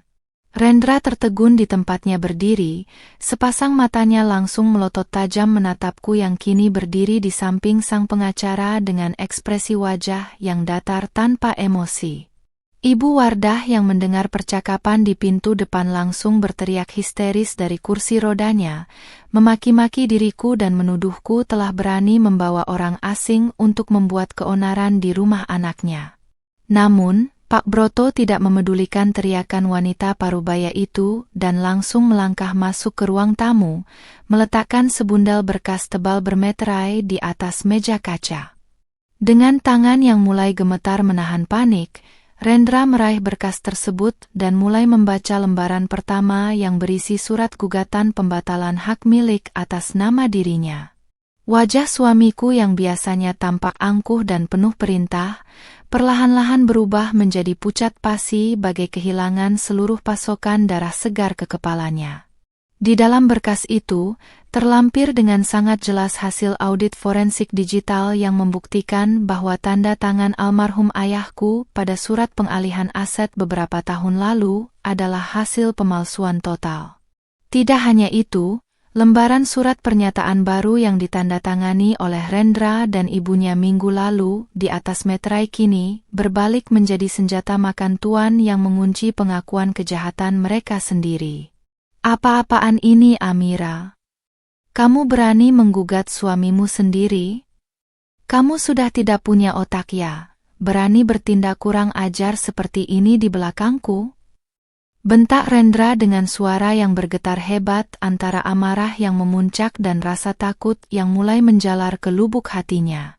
Pria itu mencoba melangkah mendekatiku dengan tangan yang melayang di udara, seolah ingin melayangkan sebuah tamparan keras ke wajahku untuk mengintimidasi mentalitasku kembali seperti dulu. Namun, 2 orang asisten Pak Broto dengan sigap langsung menghadang langkah Rendra, memperingatkannya dengan tegas bahwa setiap tindakan kekerasan fisik yang dilakukannya saat ini akan langsung dicatat sebagai pemberat hukuman di kepolisian. Aku hanya menatapnya dengan pandangan dingin, menolak untuk gentar sedikit pun menghadapi sisa-sisa kegarangannya yang kini mulai rapuh. Dari sudut ruang tamu, Ibu Wardah mulai menangis histeris, memutar kursi rodanya mendekati Rendra sambil terus mengeluarkan sumpah serapah keji yang ditujukan kepadaku. Beliau menuduhku sebagai menantu durhaka, ular berkepala 2 yang tidak tahu diuntung karena tega menghancurkan karir dan masa depan anak laki-laki kesayangannya yang selama ini telah memberiku makan. Aku berjalan perlahan mendekati kursi rodanya, lalu berlutut di hadapannya dengan posisi tubuh yang tegak, menatap langsung ke dalam sepasang mata tuanya yang kini dipenuhi oleh pancaran ketakutan yang amat sangat kental. Untuk pertama kalinya sejak kedatangan beliau di rumah ini, aku tidak lagi menundukkan kepala pasrah atau membiarkan air mataku menetes di hadapan penindasannya yang kejam. "Ibu, rumah ini adalah milik almarhum ayah saya, yang kalian curi dengan cara yang sangat kotor demi melunasi utang-utang judi dan gaya hidup mewah ibu di kampung," bisikku dengan nada suara yang sangat tenang namun terdengar begitu tajam menusuk gendang telinganya. Mendengar kalimat yang keluar dari mulutku, Suara tangisan Ibu Wardah seketika terhenti, tergantikan oleh ekspresi syok yang luar biasa karena tidak menyangka bahwa rahasia paling kelam yang disembunyikannya selama ini telah kuketahui secara detail. Beliau memandangi Rendra dengan tatapan meminta pertolongan, namun suamiku sendiri saat ini sedang sibuk membolak-balik lembaran kertas dokumen di tangannya dengan tubuh yang terus gemetar hebat menahan kenyataan pahit. Pak Broto kemudian mengeluarkan dokumen kedua dari dalam tas kerjanya, sebuah surat panggilan resmi dari pihak kepolisian sektor kota atas kasus pemalsuan dokumen berat dan penggelapan aset keluarga dengan ancaman hukuman penjara di atas 5 tahun. Rendra menjatuhkan tubuhnya di atas sofa dengan lemas, memegangi kepalanya yang mendadak terasa pening luar biasa menghadapi kehancuran karir dan reputasi baiknya yang selama ini dia agung-agungkan di kantor pusat. Semua bukti rekaman suara makian mereka, bukti pemotongan uang belanja secara semena-mena, hingga paksaan untuk melepas hijab telah disusun rapi oleh tim hukumku sebagai bukti tindakan kekerasan dalam rumah tangga secara psikis. Dunianya yang megah, yang dibangun di atas penderitaan dan air mataku selama berbulan-bulan ini, kini runtuh total tanpa menyisakan ruang sedikit pun baginya untuk membela diri. Amira, tolong maafkan aku. Kita bisa bicarakan hal ini baik-baik. Jangan bawa masalah rumah tangga kita ke ranah hukum seperti ini. Tolong cabut gugatanmu. Ratih Rendra dengan suara yang mendadak berubah menjadi sangat lirih dan memelas, kehilangan seluruh keangkuhannya sebagai seorang kepala keluarga yang berkuasa. Pria yang dulu dengan ringannya menyuruhku memakan nasi putih dengan kuah sayur sisa di meja makan, kini duduk bersimpu di depanku dengan sepasang mata yang berkaca-kaca memohon belas kasihan dari istri yang pernah dianggapnya sebagai perawat pribadi tanpa gaji. Aku melangkah mundur menjauh dari jangkauan tangannya yang mencoba meraih ujung dasterku, menyunggingkan senyum kemenangan yang sangat dingin ke arah wajahnya yang menyedihkan. Aku berjalan menuju lemari pajangan di sudut ruang tamu, mengambil jilbab syari putih bersih yang selama beberapa minggu ini kusembunyikan dari pandangan mereka yang penuh kebencian. Dengan gerakan yang sangat anggun dan perlahan di hadapan mata mereka berdua, aku memakai kembali kain penutup kepala tersebut, mengunci penitinya di bawah dagu dengan tangan yang mantap tanpa ada getaran sedikit pun. Kehormatan dan harga diriku sebagai seorang wanita muslimah yang berhijab kini telah kembali seutuhnya, berdiri tegak di atas puing-puing kehancuran harga diri sepasang pencuri yang berada di hadapanku ini. Aku menatap Rendra dan ibunya untuk terakhir kalinya sebelum berbalik arah, meninggalkan mereka yang kini meratapi nasib buruk yang akan segera mengurung kebebasan mereka di balik jeruji besi. Suasana ruang tamu yang tadinya dipenuhi ketegangan kini berubah menjadi panggung keputusasaan bagi Rendra dan ibunya. Rendra, pria yang biasanya berdiri tegak dengan dagu terangkat dan kemeja kerja yang rapi, kini benar-benar luruh di atas lantai ubin yang dingin, tepat di bawah ujung kakiku. Kedua tangannya gemetar hebat mencoba menggapai sandal yang kukenakan, sementara air mata penyesalan mulai mengalir deras membasahi pipinya yang pucat pasi. Ketegasannya yang dulu begitu mutlak saat memerintahku merawat ibunya tanpa gaji, kini menguap tanpa bekas, digantikan oleh suara rintihan parau yang terus-menerus mengucap kata maaf di sela-sela tangisnya. Aku berdiri mematung dengan melipat kedua tangan di dada, memandangi sosok asing yang pernah kusebut sebagai suami itu dengan tatapan mata yang sedatar dinding semen di belakangnya. Di atas kursi roda miliknya, Ibu Wardah tidak lagi mampu melayangkan makian ketus atau ketukan tongkat yang memekakkan telinga seperti hari-hari sebelumnya. Wajah paruh bayanya tampak mendadak menua 10 tahun lebih tua, dengan bibir yang bergetar menahan rasa syok dan ketakutan yang teramat luar biasa setelah membaca surat panggilan polisi. Kesombongan yang dulu beliau pamerkan saat memaksaku melepas jilbab dan memotong uang belanja bulanan, kini hancur lebur menjadi serpihan tak berarti di hadapan kenyataan hukum yang mengancam sisa hidupnya.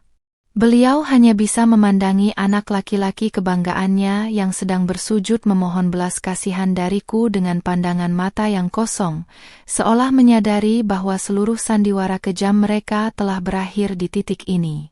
Amira, demi Allah, aku hilaf. Tolong cabut laporanmu di kepolisian, aku janji akan mengembalikan semuanya, aku akan memuliakanmu sebagai istri, tolong jangan hancurkan karierku. Ratap Rendra dengan suara yang terputus-putus menahan rasa sesak di dadanya. Mendengarkan kalimat memuliakanmu sebagai istri keluar dari mulutnya saat posisinya sudah terdesak seperti ini, rasanya seperti mendengarkan sebuah lelucon paling hambar yang pernah ada di dunia. Kemana perginya janji suci itu saat dia dengan teganya memindahkanku ke sudut meja makan dan memaksaku memakan nasi putih dengan kuah sayur sisa pelayan? Aku menarik daster panjangku menjauh dari jangkauan jemarinya yang gemetar, memastikan tidak ada lagi ikatan fisik maupun batin yang tersisa di antara kami berdua. Pak Broto yang berdiri di sampingku langsung melangkah maju, meletakkan selembar dokumen baru di atas meja kaca dengan ketukan pulpen yang terdengar sangat tegas dan berwibawa. Dokumen itu adalah surat tuntutan cerai sekaligus kesepakatan pengembalian seluruh aset warisan keluarga besarku yang telah mereka balik nama secara ilegal beberapa tahun lalu. Pak Broto menegaskan dengan nada suara yang dingin bahwa jika Rendra mempersulit proses penandatanganan surat ini, maka tuntutan pidana berlapis terkait kekerasan dalam rumah tangga secara psikis akan langsung diproses hari ini juga. Rendra menatap lembaran kertas putih di hadapannya dengan tatapan nanar, menyadari bahwa dia tidak memiliki pilihan lain selain menyerah kalah pada takdir yang telah diputuskannya sendiri. Dengan tangan yang gemetar dan disaksikan oleh dua asisten hukum yang mendokumentasikan setiap momen menggunakan kamera, Rendra perlahan meraih pulpen hitam di atas meja. Guratan tanda tangannya di atas meterai Rp10.000 itu terasa begitu berat, seolah setiap tarikan garis tinta menjadi paku mati yang mengubur masa depannya sebagai seorang profesional muda yang sukses. Ibu Wardah yang melihat anaknya menandatangani surat penyerahan aset tersebut langsung terkulai lemas di kursi rodanya, membiarkan air mata penyesalannya mengalir membasahi daster batik gelapnya yang kusut. Rumah minimalis modern ini, yang sempat mereka klaim dengan penuh keangkuhan sebagai hasil keringat Rendra, kini telah kembali sepenuhnya ke tangan pemilik sah yang sebenarnya. Semua perlakuan kalian terhadapku selama beberapa minggu ini, mulai dari memperlakukanku seperti perawat pribadi hingga merampas hak agamaku, telah kucatat dengan sangat rapi, ujarku dengan nada suara yang teramat tenang namun mengintimidasi ruangan yang sunyi itu. Aku mengeluarkan ponsel pintarku dari balik saku, memutar sekilas rekaman suara makian Ibu Wardah saat menuduhku menumpang hidup dan rencana terselubung mereka untuk menjual rumah ini secara sepihak. Mendengar suara rekaman yang begitu jelas menggema di ruang tamu, wajah Rendra dan ibunya semakin berdesir dingin bagai disiram air es di tengah malam yang beku. Mereka baru menyadari bahwa selama ini mereka tidak sedang menindas seorang istri yang lemah, melainkan sedang memberi makan seekor singa yang sedang mengintai kelalaian mereka. Rendra kembali menengadahkan wajahnya yang sembab ke arahku, mencoba mencari sisa-sisa cinta atau rasa iba yang mungkin masih tersimpan di dalam sepasang mataku yang bulat indah. Namun, yang dia temukan hanyalah kekosongan yang teramat dalam dan pancaran ketetapan hati dari seorang wanita berhijab syar'i yang tidak akan pernah bisa dia dikte lagi hidupnya. Rasa cintaku padanya telah mati, terkubur bersama dengan setiap tetesan air mata yang tumpah di lantai dapur saat aku menggosok kuali kotor di sepertiga malam yang sunyi dulu. Di hadapannya kini berdiri seorang wanita berusia 25 tahun yang telah lahir kembali dengan kekuatan mental yang jauh lebih baja dari apa yang bisa dia bayangkan. Sekarang, saya berikan waktu 1 jam untuk kalian berdua mengemas seluruh barang pribadi kalian dan angkat kaki dari rumah warisan ayah saya ini. perintahku dengan volume suara yang tidak tinggi namun memiliki penekanan mutlak yang tidak boleh dibantah. Mendengar perintah pengusiran itu, Ibu Wardah langsung terisak-isak, memohon agar aku setidaknya membiarkan mereka tinggal beberapa hari lagi, sampai beliau menemukan kontrakan kecil yang cocok di pinggiran kota. Namun, aku hanya memalingkan wajahku ke arah jendela teras, menolak untuk memberikan toleransi sedikit pun kepada sepasang penjahat yang tidak pernah memikirkan kenyamananku saat mereka memaksaku melepaskan hijab. Dua asisten Pak Broto langsung bergerak menuju kamar depan dan ruang tengah, mengawasi setiap pergerakan Rendra yang mulai berjalan gontai memasukkan pakaian-pakaiannya ke dalam koper besar dengan gerakan yang sangat lambat. Pria yang dulu begitu berkuasa melempar dompetnya ke atas meja makan dan memotong anggaran belanjaku, kini harus memunguti barang-barangnya sendiri dengan tubuh yang layu tak bertenaga. Sementara itu, Ibu Wardah hanya bisa meratapi nasibnya di atas kursi roda, memegangi tas kain kecil berisi daster-daster tuanya dengan pandangan yang penuh dengan rasa bersalah yang amat sangat terlambat datangnya. Roda kehidupan telah berputar dengan sangat cepat dan adil, menggilas habis seluruh kesombongan yang sempat mereka agungkan di bawah atap rumah ini. Tepat ketika jarum jam dinding menunjukkan pukul 2 siang, koper terakhir milik Rendra telah berhasil dikeluarkan dari dalam pintu depan rumah kami yang kini terasa jauh lebih bersih dan luas. Aku berdiri di ambang pintu teras dengan jilbab putih syar'i yang berkibar lembut ditiup angin siang, memandangi sepasang ibu dan anak itu yang melangkah keluar melewati pagar dengan kepala tertunduk sedalam-dalamnya. Mobil MPV hitam milik Pak Broto bersiap mengawal mereka menuju kantor polisi untuk menyelesaikan proses administrasi penjaminan penahanan luar yang harus Rendra jalani sebagai tersangka pemalsuan dokumen resmi. Di bawah teriknya sinar matahari kota Indonesia, aku mengembuskan napas panjang dengan rasa lega yang teramat sangat kental, menyadari bahwa babak penderitaanku telah resmi berakhir dan kini saatnya aku menyambut hari esok yang jauh lebih bermartabat. Langkah kaki Rendra dan Ibu Wardah yang gontai di sepanjang jalan kompleks perumahan perlahan-lahan menghilang di balik tikungan pagar tanaman yang rimbun. Aku berjalan perlahan mendekati gerbang besi rumahku, lalu mendorongnya hingga tertutup rapat dengan bunyi dentingan besi yang terdengar begitu solid dan memuaskan di telingaku. Suara itu seolah menjadi penanda resmi bahwa gerbang penderitaanku telah dikunci rapat-rapat, dan tidak akan pernah ada lagi orang asing yang bisa masuk untuk menginjak-injak harga diriku. Aku menyandarkan punggungku pada daun pagar sebentar, menengadahkan wajah ke arah langit siang yang bersih tanpa awan, merasakan embusan angin segar menerpa kain jilbab putih syar'i yang kukenakan. Beban seberat beton yang selama beberapa bulan ini menghimpit rongga dadaku kini telah menguap sepenuhnya, menyisakan rasa lega yang teramat sangat kental di dalam setiap tarikan napas pendekku. Pak Broto berjalan mendekatiku sembari merapikan tumpukan berkas perkara di dalam tas kerja kulitnya dengan ekspresi wajah yang penuh dengan kepuasan seorang profesional hukum.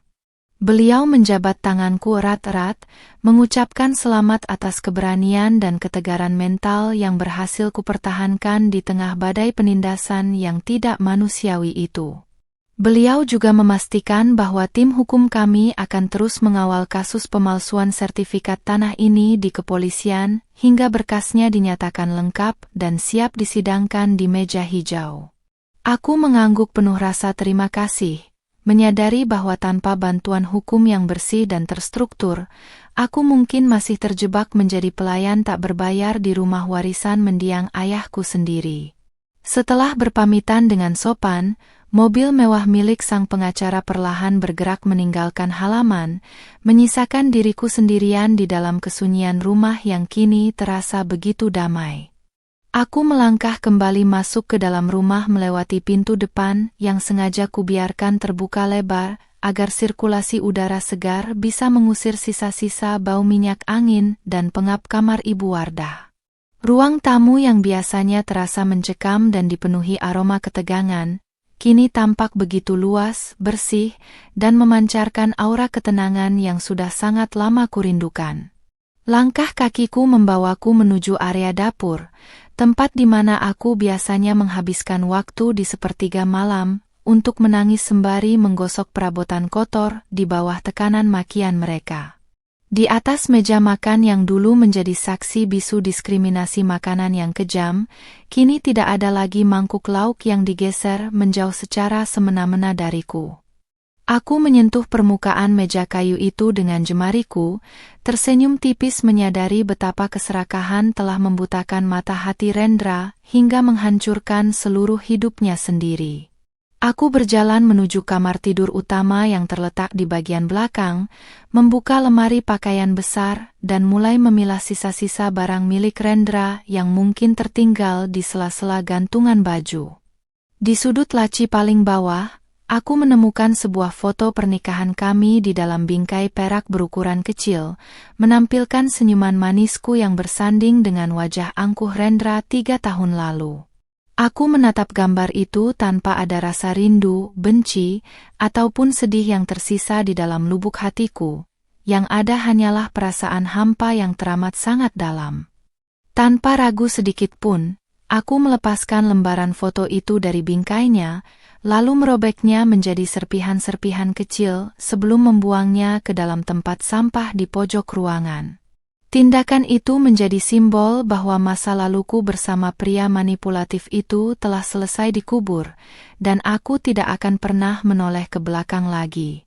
Waktu merangkak perlahan menuju sore hari ketika aku memutuskan untuk membersihkan seluruh sisa kamar yang dulu ditempati oleh Ibu Wardah di bagian depan rumah. Aku melepaskan sprei kasur medis yang kusut, mengumpulkan botol-botol obat herbal kosong yang berserakan di atas meja nakas, lalu menyapu setiap sudut lantai ubin hingga mengkilap tanpa noda debu sedikit pun. Di bawah kasur lipatnya, aku mendapati sebuah tongkat kayu berkepala perak yang tertinggal, benda yang dulu sering diketukkan ke lantai dengan nada menuntut yang sangat memekakkan telinga. Aku memegang tongkat itu sebentar, merasakan sisa-sisa getaran kesombongan wanita tua yang kini harus meratapi nasib buruknya di rumah kontrakan sempit pinggiran kota. Aku membawa tongkat itu keluar menuju gudang belakang, menaruhnya di sudut tergelap agar tidak ada lagi memori penindasan yang mengganggu kedamaian rumah ini. Selesai membersihkan rumah, aku berjalan menuju kamar mandi untuk membersihkan diri dan membasuh seluruh sisa kelelahan fisik yang mendera tubuhku sejak pagi hari. Di bawah kucuran air pancuran yang dingin, aku keramas membersihkan rambut panjangku yang selama beberapa minggu ini dipaksa tergerai berantakan demi memuaskan keegeksan mertuaku. Setiap tetesan air yang mengalir membasahi kulit kepalaku terasa seperti meluruhkan sisa-sisa rasa terhina dan rasa malu yang sempat mengurung mentalitasku di dalam rumah ini. Begitu keluar dari kamar mandi, aku berdiri di depan cermin rias dengan mengenakan daster bersih yang longgar, lalu mengeringkan rambutku dengan handuk lembut dalam suasana hati yang sangat tenang. Di dalam pantulan kaca, aku melihat sepasang mata bulatku tidak lagi menyiratkan kesedihan atau kelelahan mental, melainkan memancarkan binar ketegasan seorang wanita mandiri yang siap menghadapi dunia. Aku meraih jilbab segi 4 berwarna pastel yang bersih dari dalam lemari, melilitkannya di leher dengan gerakan yang sangat rapi, santun, dan penuh dengan rasa hormat pada prinsip keyakinanku sendiri. Memakai kembali penutup kepala ini di dalam rumah tanpa ada rasa takut akan bentakan atau aduan telepon palsu ke kantor suamiku terasa bagaikan sebuah kemenangan spiritual yang teramat agung. Aku tidak perlu lagi bersembunyi di sudut dapur atau menundukkan kepala sedalam mungkin hanya untuk mempertahankan selembar kain yang menjadi identitas kehormatanku sebagai seorang muslimah. Di usianya yang baru menginjak 25 tahun, aku menyadari bahwa pernikahan yang gagal ini bukanlah akhir dari segalanya, melainkan sebuah sekolah kehidupan yang mahal yang telah menempa jiwaku menjadi sekeras baja. Menjelang waktu maghrib, Aku duduk bersimpuh di atas sajadah usang yang tergelar menghadap kiblat di sudut ruang tengah yang kini terasa sangat lapang dan tenang. Aku melaksanakan sholat dengan tingkat kehusyukan yang belum pernah kurasakan sebelumnya, menumpahkan seluruh rasa syukur yang teramat mendalam kepada Sang Pemilik Semesta yang telah mengabulkan doa-doaku. Air mata yang menetes membasahi kain jilbabku malam ini adalah murni air mata kebahagiaan dan kelegaan, bukan lagi air mata keputusasaan dari seorang istri yang tertindas dalam diam. Di dalam sujud terakhirku yang panjang, aku berjanji untuk menggunakan sisa hidupku dengan sebaik-baiknya, menjaga rumah warisan ayahku ini dengan penuh kehormatan, dan menolak untuk pernah membiarkan diriku direndahkan oleh siapapun lagi di masa depan. Malam harinya, aku duduk sendirian di meja makan menikmati hidangan makan malam sederhana berupa nasi hangat dengan lauk ayam goreng mentega yang kubuat sendiri sejak sore tadi. Aku memakan makananku dengan perlahan tanpa ada rasa tergesa-gesa atau ketakutan akan ada tangan kasar yang memindahkan mangkuk lauk menjauh dari jangkauan piringku. Sunyi yang melingkupi ruang makan malam ini terasa begitu bersahabat, menemani setiap kunyahan makanku dengan kedamaian batin yang tidak bisa dinilai dengan sepeser uang pun. Ponsel pintarku yang tergeletak di samping piring sesekali bergetar menampilkan pesan masuk dari beberapa kerabat yang memberikan dukungan moral setelah mendengar berita perceraianku dengan Rendra. Aku membalas pesan-pesan itu dengan kalimat yang singkat dan bijak, menunjukkan kepada mereka bahwa aku baik-baik saja dan berada dalam kondisi mental yang sangat stabil. Ketika jam dinding di ruang tengah berdentang menunjukkan pukul 11 malam, waktu yang sama persis dengan kedatangan tragis Ibu Wardah beberapa minggu lalu, aku berjalan menuju jendela depan untuk mengunci seluruh slotnya. Aku memandangi halaman rumah yang gelap dengan lampu teras yang bersinar terang, merasakan sebuah kedamaian hakiki yang akhirnya kembali bertahta di bawah atap rumah warisan ayahku ini. Sandiwara melelahkan sebagai perawat pribadi tanpa gaji telah resmi ditutup dengan akhir yang sangat adil, di mana sepasang pencuri itu kini harus membayar mahal setiap tetes air mata yang mereka paksa keluar dari mataku. Aku melangkah menuju kamar tidurku dengan senyuman tenang yang terukir sempurna di bibir, siap memejamkan mata dengan nyenyak untuk menyambut fajar baru yang jauh lebih cerah dan bermartabat di hari esok.